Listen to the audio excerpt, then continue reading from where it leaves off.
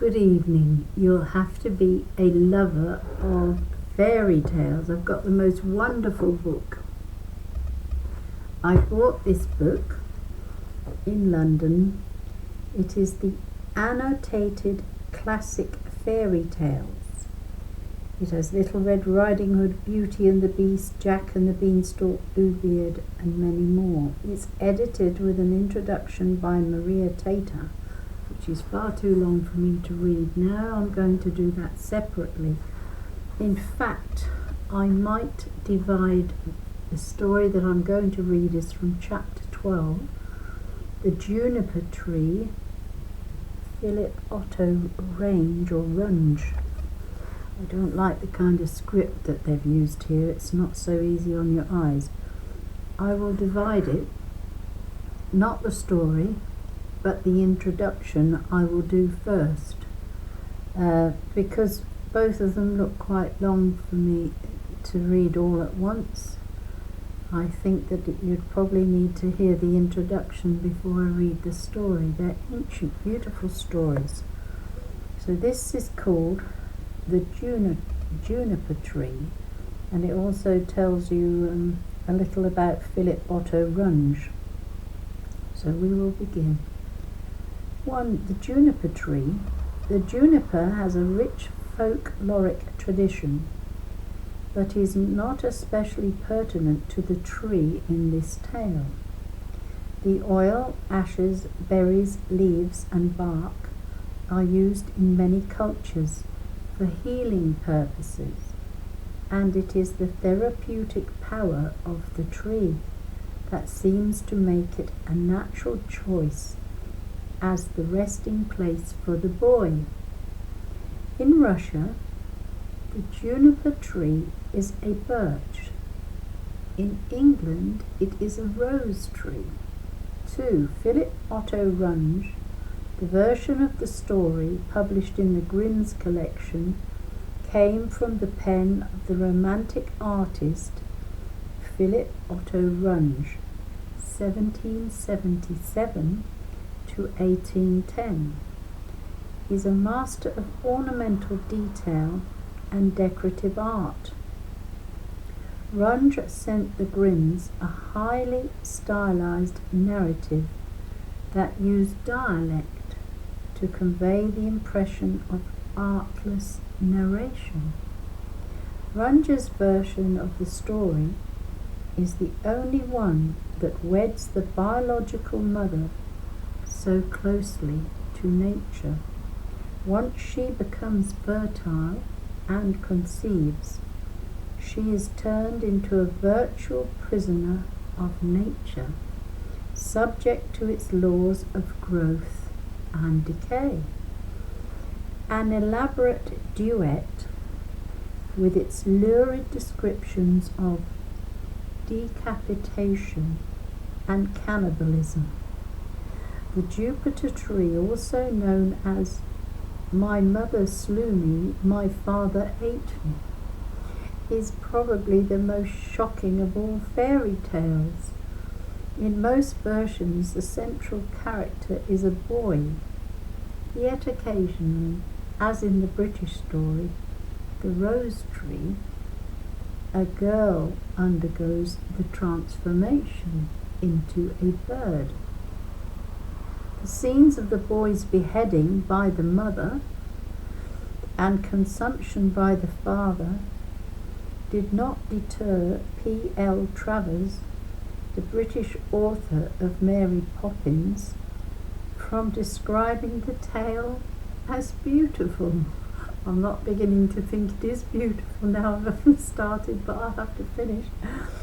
Nor did they keep J.R.R. Tolkien from referring to the beauty and horror of this story, with its exquisite and tragic beginning. The beauty of the juniper tree probably turns less on its aesthetic appeal than on its engagement with anxieties that fascinate us in their evocation of sheer dread. In The Stepmother, we find a figure He represents maternal power, run mad, an incarnation of natural force so cruel and inexorable that it heightens the weakness and helplessness of the children. In the Grimm's version, the boy is transformed back to human form and reunited with his father and sister to live in a motherless household. But in some versions, as in the Scottish Pippity Pew, the boy remains a bird, while the good man and his daughter lived happy and died happy. Although the poignancy of the opening paragraph in the Juniper tree is unsettled by the complexities of the biological mother's associations with nature and death, it still stands in sharp contrast to the horrors of the tale's main events engineered largely by the stepmother. The biological mother is presented as a natural foil to the stepmother, who represents self-consciousness and artifice in its most dreaded and dreadful form.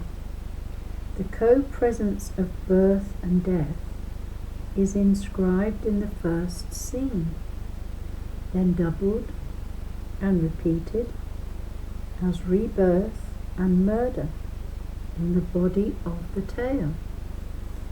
The juniper tree eliminates both biological mother and stepmother in the end, giving us a tableau in which brother, sister, and father are seated at a table dining.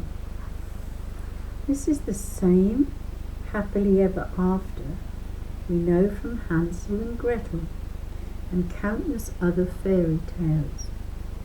The juniper tree seems to enact the process of growing away from the mother, who in our culture represents dependence and domesticity, and turning to the father, who by virtue of his traditional absence from early child rearing comes to signify autonomy. That was in our day growing up, but it's not in the modern day men's, is it? It is important to bear in mind that versions of this tale and others are sacred only as cultural documents, mapping the developmental roots of another era. I can say that again. Enough has changed and is changing since Runge recorded this tale for us to begin producing variants on this cultural story, which, sadly really, demonizes mothers in a powerful way and represents fathers as passive and detached, coordinates the rhythms of the child's gestation period with nature's seasonal changes. I'm not so sure that I'm looking forward to reading it, but I think I will stop there because I've still got the story itself to read, which goes from 160 to